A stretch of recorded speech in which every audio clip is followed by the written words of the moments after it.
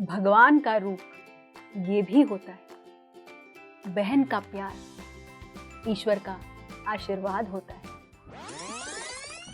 नमस्कार, सत श्री अकाल, आदाब। आपका बहुत बहुत स्वागत है जागृत युवा शो में, जहां हम मिलते हैं कुछ ऐसे युवाओं से जो ध्यान यानी कि मेडिटेशन करते हैं और सभी तक मेडिटेशन का मैसेज पहुंचा रहे हैं।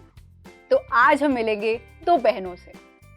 बहुत ही अलग अलग पर्सनालिटीज है उनकी, एक नॉर्थ पोल तो दूसरी साउथ पोल। सुनेंगे नहीं, हम देखेंगे। मिलते हैं उपाली और उल्का से। वेलकम उपाली, वेलकम उल्का, आपका बहुत बहुत स्वागत है जागृत युवा शो में। हाय हाय। तो आज कुछ डिफरेंट करते हैं, दो बहनें एक दूसरे को इंट्रोड्यूस करेंगे। तो उपाली, आपसे शुरू करते हैं। उल्का कौन है? तो उल्का का पूरा नाम है उल्का उच्चमना गिरी। बहुत बड़ा नाम है और जितना बड़ा नाम है उतना ही बड़ा पर्सनालिटी है। तो चाहे वो क्रिएटिविटी हो या मुझे तंग करना हो, वो पूरा उल्का है। तो सुबह जल्दी उठने से लेके रात तक लेट नाइट कॉन्वर्सेशन अगर किसी के साथ मैं कर सकती हूँ, वो उल्का है। तो एज अ फ्रेंड भी है, एक सिस्टर भी है, और शायद दुनिया में मुझे सबसे ज़्यादा परेशान भी वही करती है, तो वो उल्का है। और उल्का का एक बहुत क्यूट सा नाम भी है जो हमने उसको बचपन में दिया था। उसको हम बानी बुलाते हैं, कोई उसको बानू बुलाता है, और मुझे कभी कभी उसको बनिया बुलाने में बहुत मजा आता है। तो या वो उल्का है। तो हम सब जान गए कि उल्का कौन है। तो उल्का, आप ये बताओ कि उपाली कौन है? तो उपाली अपने नाम जैसी है। बुद्धा का 10 डिसाइपल थे उपाली, सो ये भी एकदम डिसाइपल जैसी है, पढ़ती रहती है पूरा दिन। हाँ, फन कभी कभार कर लेती है, but she is really studious. She is like a introvert, so बात कर लेती है पर मैं ज़्यादा करती हूँ। और ये अभी साइकोलॉजी पढ़ रही है कॉलेज में, सेकेंड ईयर। सो पूरा घर को पागल कर दिया है साइकोलॉजी, दिन रात सुबह। ओके, तो आप दोनों के बीच में एज का अंतर क्या है? 6 years 3 months 2 days।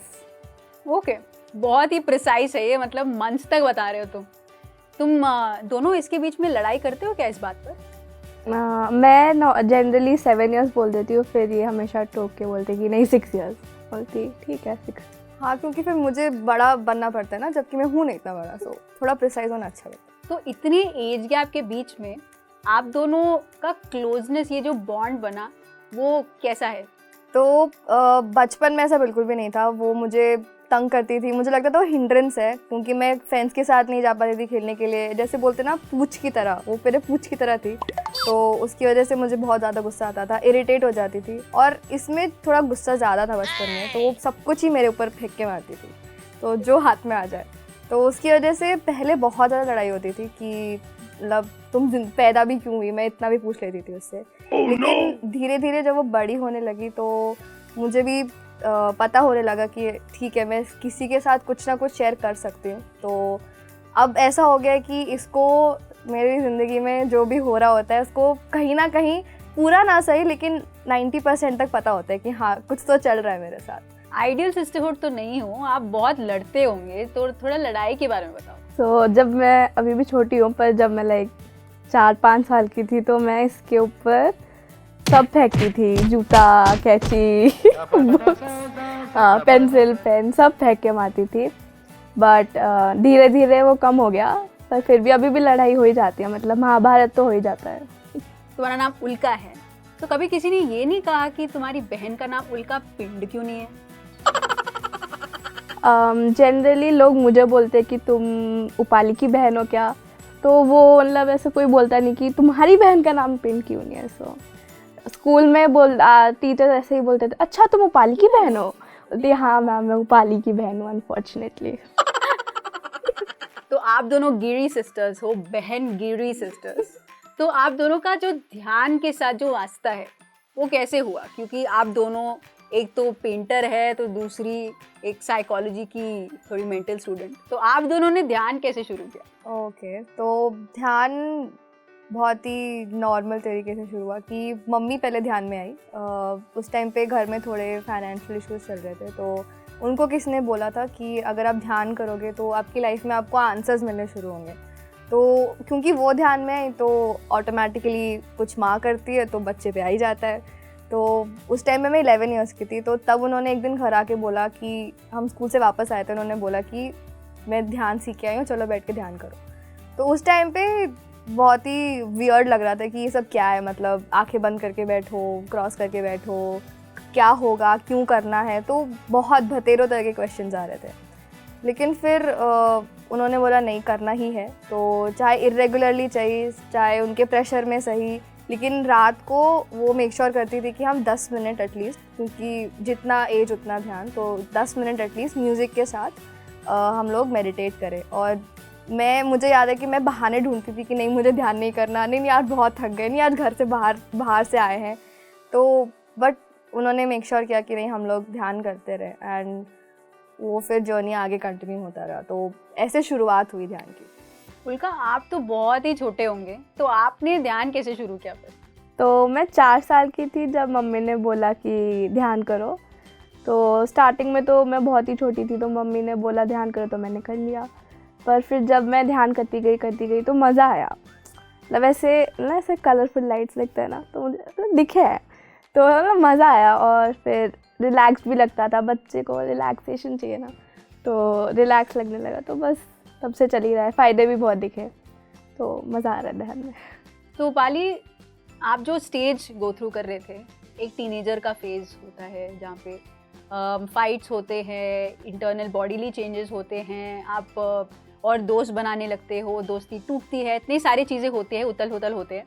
तो आपकी लाइफ में क्या चल रहा था और क्या चैलेंजेस आप गो थ्रू कर रहे थे? टीनेज ईयर्स से 1 साल पहले ध्यान आया था, लेकिन मैंने एक्सेप्ट नहीं किया था उसको। और उस टाइम तक ऐसा हो रहा था कि बाहरी दुनिया, जो मेरा घर से बाहर वाली दुनिया है, वहाँ पे कुछ और ही चीज़ें चल रही थी, और जो घर के अंदर वाली दुनिया है वहाँ पे अलग ही माहौल था। तो वो पूरा कॉन्फ्लिक्ट का स्टेज था कि किसकी माने किसकी ना माने। मतलब अगर मेरे फ्रेंड्स मुझे बोलते कि नहीं चलो चलो पार्टी करने चलते हैं, एंड वो पूरा फ्रेंड सर्कल ही वैसा था कि क्लास 7th 8th से मॉल घूमना, बाहर जाना, इधर घूमना उधर घूमना, लेकिन मम्मी वहाँ बोलती थी कि नहीं तुम रेडी नहीं हो अभी बाहर जाने के लिए, तुमसे मनी हैंडल नहीं होगा, अभी तुम बच्ची हो। जो सही बात है, मैं 14-15 साल की थी, तो कैसे ही कोई बाहर भेजेगा। देन मेरा बहुत ज़्यादा इमोशनल डिपेंडेंसी भी था दूसरे जेंडर के प्रति, क्योंकि अटेंशन नहीं, मुझे लगता था कि मुझे अटेंशन नहीं मिल रहा है अपने पेरेंट्स से। और फ्रेंड सर्कल में भी ऐसा हो रहा था कि जाना चाहती हूँ लेकिन जा नहीं पा रही, क्योंकि मम्मी ने मना करा है, वो नहीं भेजेंगे तो नहीं जा सकते, क्योंकि उनके गाइडेंस के अंडर थी मैं उस टाइम पे। तो उस टाइम पे मुझे जहाँ से भी थोड़ा सा अटेंशन मिलता था ना, तो मैं वहाँ चली जाती थी, अब एज फ्रेंडशिप हो या कैसे भी हो।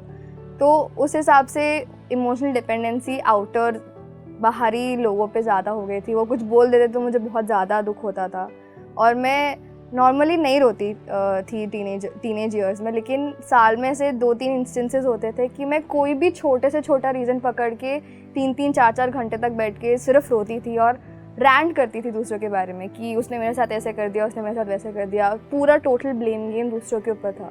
तो यही सारी थी, फ्रेंड्स के साथ भी कॉन्फ्लिक्ट, पेरेंट्स के साथ भी conflict, and in the and खुद के साथ भी कॉन्फ्लिक्ट, इतना कि एक ऑलमोस्ट अ डुअल लाइफ मैं बोल सकती हूँ कि हाँ मैं जी रही थी क्लास 9 तक। किसी के साथ भी ट्रूथफुल नहीं हूँ, खुद के साथ भी ट्रूथफुल नहीं थी। तो उसके बाद फिर काफ़ी सारी चीज़ें हुई क्लास 9th में, जिसने कंप्लीट 180 डिग्री टर्न जिसे बोलते हैं वो हो गया था, क्योंकि उस टाइम तक फिर ध्यान जो था वो रेगुलर बेसिस पे करने लगी थी मैं। पहले इरेगुलर था, बट उसके बाद से मैं रेगुलर बेसिस पे करने लगा। तो उल्का, क्या आप इतने सॉर्टेड थे अपनी ज़िंदगी में, क्या आपकी लाइफ में कोई चैलेंजेस थे? मेरे कभी भी फ्रेंड्स के रिस्पेक्ट में चैलेंजेस नहीं थे। मुझे अटेंशन चाहिए था, पर कुछ लोगों से, विच वर माई मदर, ये पापा तो बाहर काम करते, तो फिर भी मतलब मुझे अपने फैमिली से अटेंशन चाहिए था बेसिकली। ऐसा नहीं कि मुझे किसी और से अटेंशन चाहिए। तो जब ये अपना पढ़ाई में बहुत व्यस्त हो गई, मम्मी को, और मतलब मम्मी प्रचार में आ गई, तो मुझे लगता था कि मुझे कोई अटेंशन नहीं दे रहा, मुझ पे कोई ध्यान नहीं दे रहा। तो उस टाइम पे मुझे ऐसा लगता था कि यार क्या ही है, मैं किससे बात करूं, ये अपने दोस्तों में लगी हुई है, मुझे अपने दोस्तों से ऐसी बातें नहीं करनी। तो मैं इतना अजीब सा वो टाइम चल रहा था। तो मैं बहुत ऐसा तो नहीं था कि मैं एकदम शांत हो गई थी, पर मुझे अकेला लगता था। पर फिर धीरे धीरे ठीक हो गया ये। फिर हमारा एक बॉन्ड एस्टैब्लिश हुआ, जब इसको लगने लगा कि नहीं अब ये बच्ची नहीं है, इससे बात किया जा सकता है, तो उसके बाद सब ठीक हो गया। और इवेंचुअली मुझे अपने साथ भी अच्छा लगने लगा कि ड्यूरिंग दैट टाइम मुझे अपने साथ टाइम बिताना भी अच्छा लगने लगा। तो आपके घर में ध्यान का माहौल चल रहा था, तो आपके अंदर वो सेल्फ मोटिवेशन कब आया ध्यान के प्रति? तो मैं बहुत छोटी थी जब मम्मी ने बोला कि ध्यान करो, पर जैसे जैसे मैं बड़ी हुई तो मैंने अपने अंदर बहुत चेंजेस देखे। मुझे आर्ट में भी बहुत आइडियाज़ आने लगे, पर जो वो पॉइंट था ना कि हाँ बस ध्यान ही है ज़िंदगी, वो पॉइंट था जब मेरे आर्ट टीचर की डेथ हो गई थी। तो वो जो ड्यूरेशन था ना 3-4 महीने का, उस ड्यूरेशन में मुझे लग रहा था मेरी ज़िंदगी कुछ नहीं है, मेरे आर्ट टीचर के बिना ना मुझे आर्ट आएगा, अब मुझे आर्ट नहीं आएगा तो मैं ज़िंदगी में क्या करूं।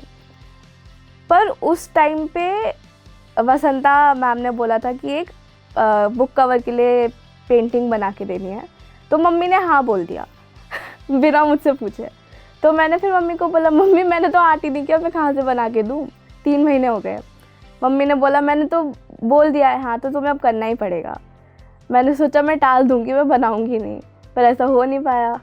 तो फिर मम्मी ने बोला ध्यान करो, तो मैंने ध्यान किया, मुझे आइडिया आ गया कि मुझे यही बनाना है। तो फिर मुझे लगा कि मेरे आर्ट टीचर हमेशा मेरे साथ रहेंगे एज अ एस्ट्रल गाइड। सो मुझे बस करना है, क्योंकि मुझे आर्ट आता है, मुझे पूरी दुनिया को दिखाना है कि मुझे आर्ट आता है। तो मैंने फिर उस पॉइंट ऑफ टाइम से फिर मुझे लगा कि ध्यान ही मुझे मेरे आर्ट में हेल्प कर सकता है और मुझे आर्ट ही करना है ज़िंदगी में। सो या दैट्स द पॉइंट वेयर ध्यान वॉज एवरीथिंग। वंडरफुल उल्का। तो बाली, आपकी क्या कहानी है? तो जैसे उसके लिए आर्ट है, वैसे मेरे लिए एकेडमिक्स बहुत ज़्यादा इम्पॉर्टेंट है। लोगों को थोड़ा उल्टा सीधा लगता है, लेकिन मुझे एक्चुअली पढ़ना बहुत पसंद है। एंड ये चीज़ मुझे 9th क्लास तक पता चल गई थी कि हाँ मुझे साइंस बहुत पसंद है या मुझे हिस्ट्री बहुत पसंद है। तो लेकिन मेरे उसमें मार्क्स नहीं आ रहे थे, फॉर पता नहीं क्या रीज़न था। मैं पढ़ रही थी लेकिन मेरे मार्क्स नहीं आ रहे थे। तो मम्मी ने बोला कि ठीक है एटलीस्ट कंसंट्रेशन के लिए पढ़ लो, कि याद रहे, रिटेंशन हो जाए, तो पढ़ लो। तो वहाँ से फिर मैंने डेली करना शुरू किया। तो मेरे 9th क्लास में बहुत अच्छे नंबर है एंड सेम मेरे 10th क्लास में भी हुआ। बट एक टाइम ऐसा आया था कि ऐसे बोलते ना, थोड़ा सेल्फ ईगो टाइप हो गया था कि नहीं मुझे तो सब आता है, मुझे किसी चीज़ की ज़रूरत नहीं है, मैं सेल्फ सफिशिएंट हो चुकी हूँ। एंड उस टाइम पे मैंने ध्यान करना बंद कर दिया और मेरे मार्क्स में मैं बोल सकती हूँ बहुत ज़्यादा डिप आया था जितना मैंने अचीव किया था। तो वो जो टाइम था मेरा 10th के बोर्ड्स के पहले का टाइम था, और वहाँ पे मुझे रियलाइज़ हुआ कि कुछ तो है कि अगर करो तो बेनिफिट्स दिख रहे हैं, लेकिन अगर ना करो तो कुछ भी नहीं है। सो उस टाइम पे जो 10th क्लास का टाइम था, वहाँ पे ध्यान ने मुझे बहुत ज़्यादा हेल्प किया। एक तो ईगो पूरा क्रश हो गया कि मुझे सब कुछ ही आता है ज़िंदगी में, वहाँ तो क्रश हो गया। एंड वो एक प्रायोरिटाइजिंग की जो कैपेसिटी होती है कि क्या पहले करना है, क्या बाद में करना है, कितना अटेंशन कहाँ देना है, और चीज़ें एफर्टलेसली समझ में आने लग गई। तो एक सेंस ऑफ क्लैरिटी भी आने लग गई वहाँ पे मुझे। वहाँ पे 10th क्लास में लोग मुझे बोलते थे कि तुम अपने एज से बहुत ज़्यादा मैच्योर हो। तो आई थिंक वो भी ध्यान की वजह से, क्योंकि उतना ज़्यादा क्लैरिटी मुझे मिलने लगा। एंड सेम जब मैंने कंटिन्यू रखा 11th 12th में भी ध्यान, तो आई रिमेंबर 12th क्लास में जब मेरे बोर्ड्स और नीट का एग्ज़ाम एक साथ आया था, तो एक टाइम ऐसा आया था कि मैं बहुत ज़्यादा प्रेशर में आ गई थी कि प्रायोरिटाइज़ किसको करना है, कि ये करना है कि बोर्ड्स करने की नीट करना है, और दोनों ही मेरे लिए उतने ही इंपॉर्टेंट थे। बट उस टाइम पे आई थिंक मैं ध्यान में बैठी थी और मुझे सीधा सीधा यही रियलाइज़ हुआ कि वो करो जो सबसे ज़्यादा इम्पॉर्टेंट है अभी में, ना कि जो 3 महीने 4 महीने बाद है। तो मल्टीटास्किंग तो थी ही, क्योंकि मैं पढ़ रही थी दोनों सब्जेक्ट्स को, लेकिन प्रायोरिटाइज़ करना आ गया था कि उस मल्टीटास्क में भी किसको ज़्यादा अटेंशन देना है, किसको प्रायोरिटाइज़ करना है। तो आई थिंक इतने बेनिफिट्स के बाद फिर मतलब जैसे बोलते हैं नेवर लुक बैक, वो वाला सिचुएशन था कि नहीं अब तो रोज़ करना है, रेगुलरली करना है, क्योंकि अगर जिस दिन छोड़ दिया उस दिन से कन्फ्यूजन चालू हो जाती थी। तो अगर लाइफ में क्लैरिटी चाहिए तो ध्यान करना ही पड़ेगा, वो रियलाइज़ हो गया था उस टाइम तक। एंड उसके बाद तो कंटिन्यूएशन में भी है आज तक और आगे भी। वाह, बहुत ही ब्यूटीफुली आप दोनों ने शेयर किया।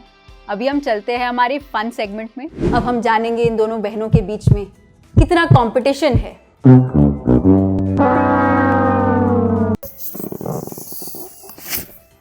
जो हंसा वो फंसा। आपको क्या करना है, आपके पास मूवी डायलॉग्स है, आपको ये बलून इनहेल करना है और आपको डायलॉग ऐसे बोलना है कि दूसरे हंसे और आपको हंसना नहीं है। So let's start. उल्का। मैं जो बोलता हूँ वो मैं करता हूँ और जो मैं नहीं बोलता वो मैं ज़रूर करता हूँ। यार नहीं आई। My turn. आप दोनों शेयर कर रहे हो, मतलब काफी दोस्ती है तुम दोनों में। बहनों का प्यार। तुम क्या अपने आप को मुगल-ए-आज़म समझते हो? नहीं। ओहो, ये तो काफी घमासान हो रहा है। हंसी नहीं रही है ये लड़की। आई थॉट तुम बहुत हंसती हो Ulka. Game mode on. Oh revenge mode on.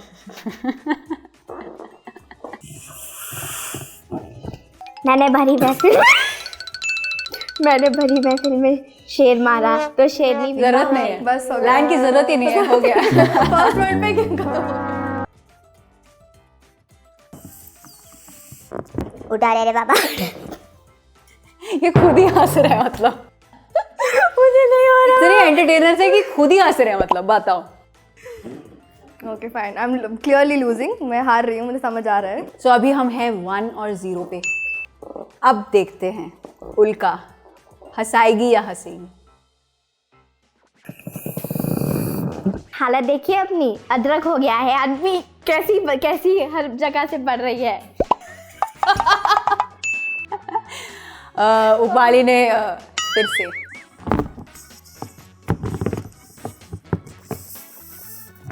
दिल होता सभी के पास है मगर सब दिल वाले नहीं होते। मैं तो हूँ। गॉड, वो पंच ले रही है मुझे। अभी हम हैं 2-0 पे, तो हम लास्ट राउंड पर है। मैं ही जीतूंगी। Let's see. मैं हर टेस्ट पास करके दिखाऊंगी, चाहे ये मेरा ब्लड टेस्ट क्यों ना हो। बहुत अच्छा कंट्रोल था मेरा, बस लास्ट लाइन गॉट मी। वैसे इस लाइन की आपको ज़रूरत नहीं पड़ेगी, लेकिन एंजॉयमेंट के लिए ट्राई कर लेते हैं। ओके, सिर्फ हमारे व्यूअर्स के लिए। श्योर। विनर फीलिंग, हाँ, winner feeling, feeling like a winner. मुझ पर एक एहसान करना कि मुझ पे कोई एहसान मत करना। वाओ, अभी उल्का आई थिंक तुम्हारे 2 फेस हो गए हो तुम्हारे। Solid control. ओके देन, सो उल्का बस शो में तो पासा तो पलट ही गया, क्योंकि कभी भी सोचा नहीं था कि उल्का इतना सब कुछ बवाल मचाएगी। तो अभी हम चलते हैं हमारे दूसरे गेम में, और दूसरे गेम का नाम है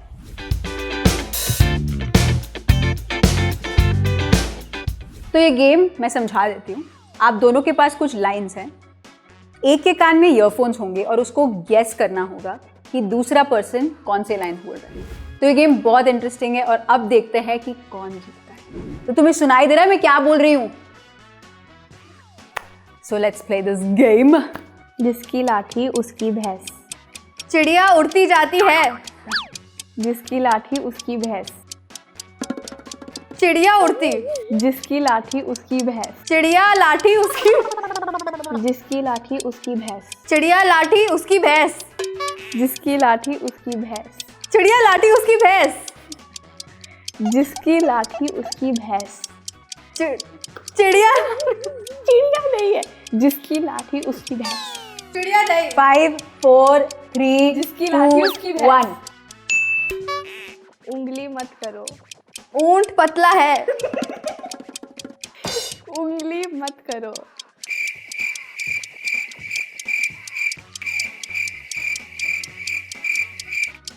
5 मत करो। 4। ऊंट पतला। उंगली मत करो। I don't. उंगली मत करो। Sorry. Okay then, last 2 words. Start. दूध की धुली। दूध की धुली। उंगली। ये उंगली पर ही। दूध की धुली। दूध की धुली। दूध की धुली। Okay, all right, 1-1। अभी देखते हैं लास्ट उल्का कैसे करते हैं।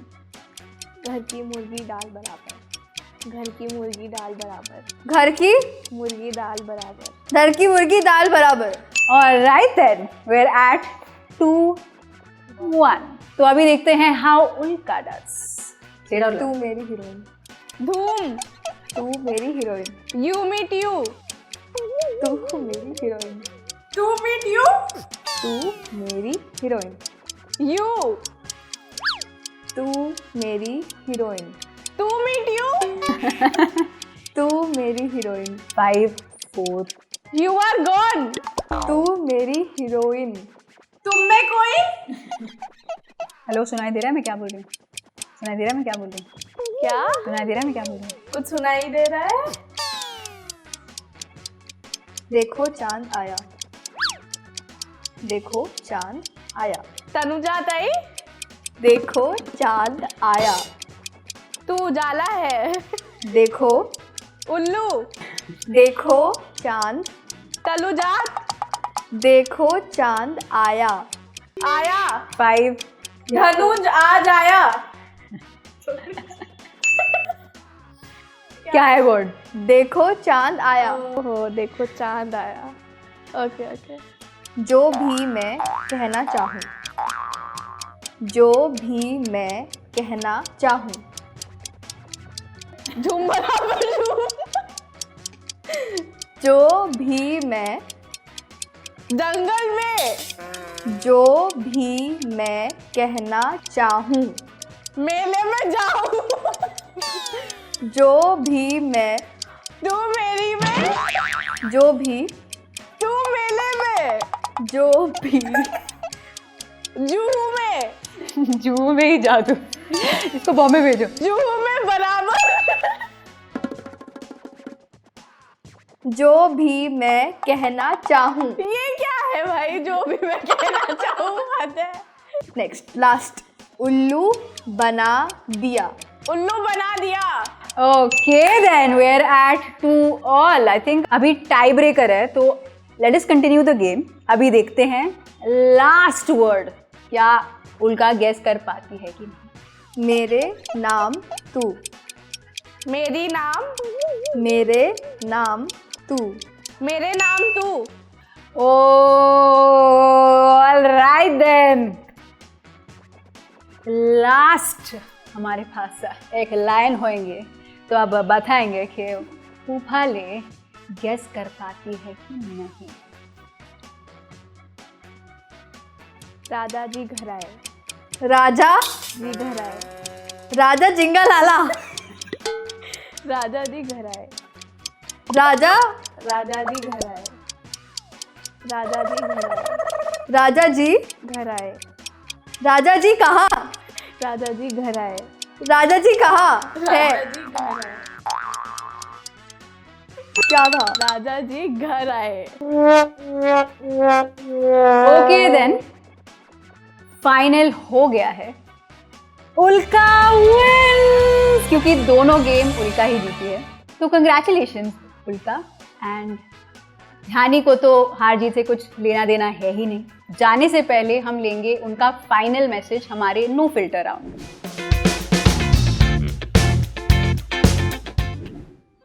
तो उल्का, आपका फाइनल मैसेज सभी के लिए.